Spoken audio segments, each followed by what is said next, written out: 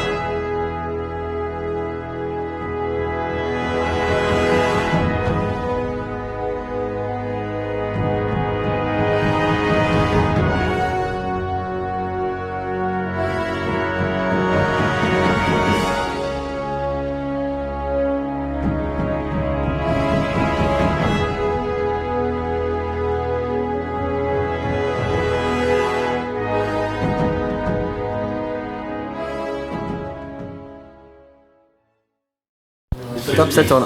Salut à tous. Alors nous voici là dans notre zone de travail. Donc on se trouve à Novospace qui est à Mérignac. Donc comme vous pouvez le voir, c'est ici qu'on a fait tous les derniers ajustements au niveau de nos expériences. Donc pour rappeler, on va essayer de mesurer la précision d'une montre mécanique en apesanteur. Donc pour rappeler, on a 3 modes de mesure, une caméra haute vitesse, une méthode par laser et une photodiode, et ensuite on a une méthode acoustique. Salut. On a des petits logos. Donc voilà, on va se diriger vers l'avion pour vous montrer un petit peu tout ça.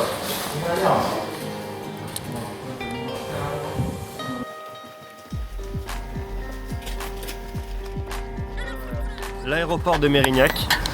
Donc on est obligé de badger pour rentrer. Normes de sécurité. Donc en fait ce qui s'est passé, donc on a été autorisé hier jeudi à pouvoir monter dans l'avion pour mardi prochain. Donc les expériences ont été vérifiées par les membres de Novospace qui nous ont dit qu'on pouvait monter dans l'avion pour réaliser nos expériences. Donc ce matin c'est effectué dans une petite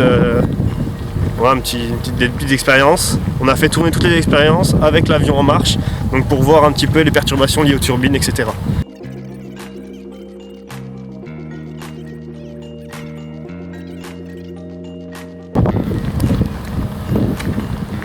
Donc alors avant de monter, on va vous expliquer un peu comment ça marche.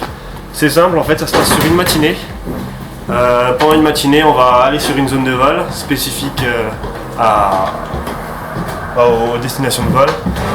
On va avoir 1 heure pour se rendre sur le lieu à peu près. Et après en fait on va réaliser une trentaine de paraboles. Donc on va commencer par réaliser 6 paraboles, 5 minutes de pause, 5 paraboles, 5 minutes de pause. On fait une pause de 8 minutes. On recommence 5 paraboles, pause de 5 minutes, etc. Donc on va faire 31 paraboles en tout. Ici, une parabole, il faut se dire qu'en fait on va être dans une zone de pesanteur pendant 22 secondes. Avant la zone de pesanteur, on va avoir 22 secondes, 20 à 22 secondes de 1,8 G. On va ressentir 1,8 G, donc presque quasiment 2 fois notre poids.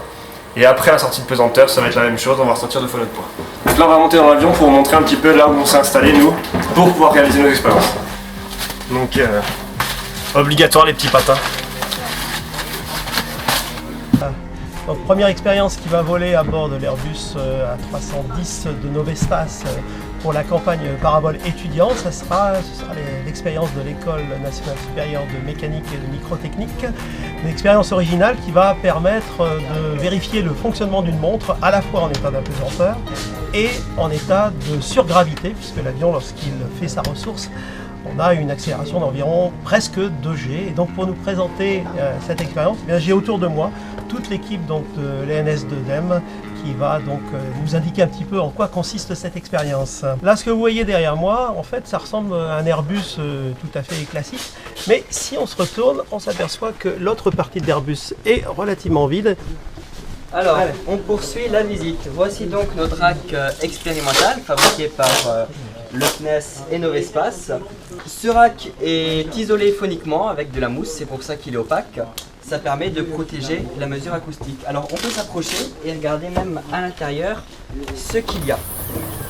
Alors, rapprochons la caméra. On peut voir ici le micro dont je vous ai parlé. C'est un microphone assez classique qui écoute le tic et le tac de la montre. Et il y en a un autre à l'intérieur de cette boîte ici. Là, la caméra qui filme à très haute vitesse avec son éclairage, qui éclaire le mouvement pékinier juste ici. Et la deuxième expérience, laser. Alors, dans cette boîte, donc, j'ai dit, il y a le microphone et le laser. Le confinement permet de protéger le laser et aussi d'avoir une mesure audio bien plus précise. Pour la suite de la visite, ici, nous avons l'alimentation. Ici, une carte électronique et l'élément au cœur de la mesure, un quartz, un TCXO. Donc, c'est un quartz qui compense les variations de température, qui permet d'avoir une base de temps très très précise sur l'ensemble de l'expérience. Donc, quel genre de résultats on peut s'attendre après cette expérience ? Aucune idée réellement de ce qui va sortir de toutes nos mesures. Et c'est parce qu'on a justement aucune idée qu'on a 3 modes de mesure: acoustique, optique et une deuxième mesure optique avec le laser. Ces 3 modes de mesure permettent d'avoir un résultat et de pouvoir le vérifier, le contrôler. On ne sait pas, le mystère reste entier. On ne sait pas du tout quel résultat on peut s'attendre.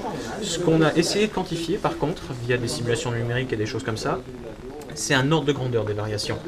Est-ce qu'on va vraiment se décaler d'une heure en quelques... La montre va prendre une heure de retard ou d'avance en quelques secondes de pesanteur, ou au contraire ça sera vraiment minimum. On est à peu près sûr d'une chose, c'est que les différences sont notables. On pense qu'elles seront de l'ordre de la micro à la dizaine de microsecondes.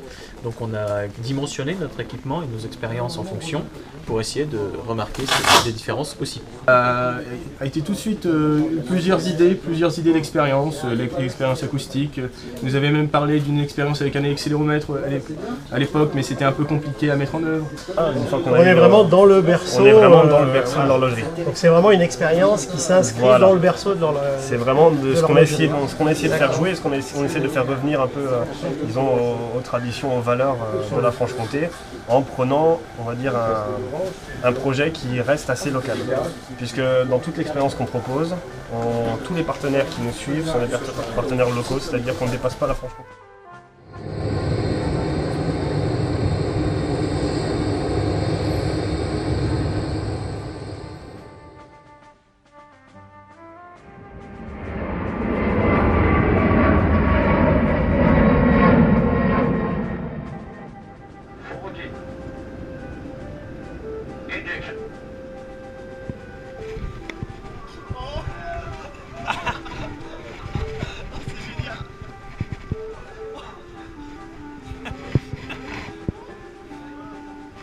Énorme.